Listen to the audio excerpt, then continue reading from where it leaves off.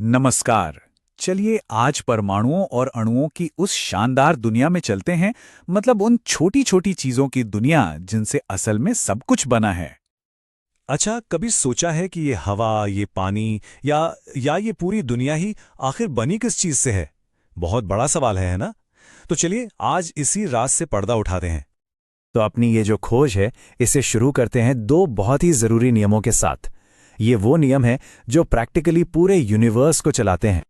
तो पहला नियम ये कहता है कि भाई कोई भी चीज जादू से ना तो बन सकती है ना ही गायब हो सकती है। मैटर हमेशा उतना ही रहता है, बस हाँ अपनी शक्ल बदल लेता है, जैसे पानी का भाप बनना या बर्फ बन जाना।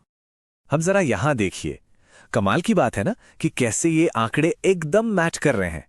रिएक्शन से पहले कुल वजन 11.3 ग्राम और रिएक्शन के बाद भी एग्जैक्टली 11.3 ग्राम। लगता तो जादू जैसा है, पर यही तो साइंस है। और जो दूसरा नियम है वो समझिए किसी खानदानी रेसिपी की तरह है। मतलब आप पानी कहीं से भी ले आइए, नदी से, बारिश से या फिर लैब में बना लीजिए। उसकी सामग्री यानी हाइड्रोजन और ऑक्सीजन का जो अनुपात है वो हमेशा हमेशा एक जैसा ही रहेगा।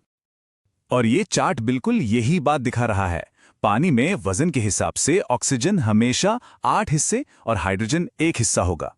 All the time, no exceptions. सालों तक वैज्ञानिक इन नियमों को देखकर हैरान होते रहे। फिर आए जॉन डाल्टन, एक जबरदस्त दिमाग वाले इंसान, और उन्होंने एक ऐसा आइडिया दिया जिसने सब कुछ बदल के रख दिया। ये था डाल्टन का वो रेवोल्यूशनरी आइडिया कि हर चीज बहुत ही छोटी, न टूटने वाली ईंटों से बनी है, जिन्हें हम परमाणु या एटम्स कहते हैं।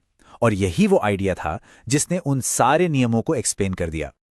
तो एक तरह से डाल्टन ने हमें एटम्स के लिए एक रूल बुक दे दी कि भाई ये एटम्स हैं क्या, ये काम कैसे करते हैं और ये आपस में मिलकर दुनिया की हर चीज बनाते कैसे हैं।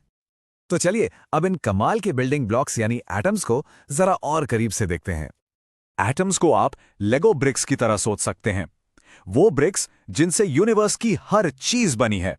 आपका फोन, कोई पेड़ या फिर कोई दूर का सितारा, सब कुछ।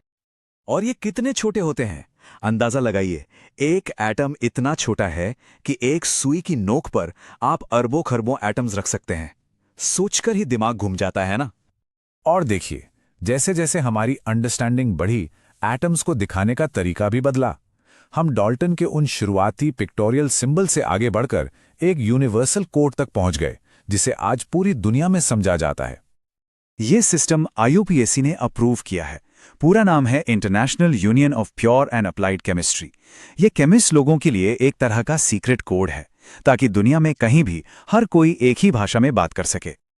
अच्छा, अकेले एटम्स तो कमाल के हैं ही, लेकिन असली मजा तो तब आता है जब वो टीम अप करते हैं। तो चलिए देखते हैं कि जब ये साथ आते हैं तो क्या होता है। मॉलिक्यूल्स यानी अणु एटम्स का एक ग्रुप होते हैं जो केमिकली एक दूसरे से जुड़े होते हैं, और यही हमारे आसपास की ज्यादातर चीजें बनाते हैं। जैसे पानी का एक मॉलिक्यूल, उसमें 2 हाइड्रोजन और 1 ऑक्सीजन एटम होते हैं। और कभी-कभी क्या होता है, एटम्स पर इलेक्ट्रिकल चार्ज आ जाता है, या तो पॉजिटिव या नेगेटिव। इन चार्ज्ड एटम्स को ही हम आयन यानी आयंस कहते हैं। जो हम नमक खाते हैं ना, सोडियम क्लोराइड, वो ऐसे ही आयन से बनता है। लेकिन सवाल यह है कि इतनी छोटी चीज का वजन कैसे करें। सुनने में तो इम्पॉसिबल लगता है ना, लेकिन साइंटिस्ट के पास इसका भी एक बहुत स्मार्ट तरीका है। तो साइंटिस्ट ने क्या किया, उन्होंने कार्बन 12 एटम को एक स्टैंडर्ड बना दिया, एक बेंचमार्क। ये वो पैमाना है जिसके मुकाबले बाकी सारे एटम्स को तौला जाता है। बस ये देखा जाता है कि कोई एटम कार्बन 12 के मुकाबले कितना भारी या हल्का है। और अगर एक पूरे मॉलिक्यूल का मास जानना हो तो वो तो और भी आसान है। बस उसमें जितने भी एटम्स हैं उन सबके मास को आपस में जोड़ दीजिए। Simple as that. चलिए अब आखिर में ये सीखते हैं कि इन मॉलिक्यूल्स के लिए इंस्ट्रक्शन मैनुअल कैसे लिखा जाता है, मतलब उनका केमिकल फॉर्मूला। ये केमिस्ट्री की लैंग्वेज सीखने जैसा है। यहां एक कॉन्सेप्ट आता है वैलेंसी का। इसे आप किसी एटम की सुपर पावर समझ सकते हैं। यही तय करती है कि वो दूसरे एटम्स के साथ कितने बॉन्ड बना सकता है, मतलब कितने हाथ मिला सकता है। और ये क्रिस क्रॉस मेथड जो है, ये एक बहुत बढ़िया केमिस्ट्री हैक है। इससे किसी भी कंपाउंड का केमिकल फार्मूला यानी उसका सीक्रेट कोड बड़ी आसानी से पता लगाया जा सकता है। तो अब जब हम मैटर की ये भाषा सीख चुके हैं तो सोचिए हम क्या कुछ नहीं कर सकते।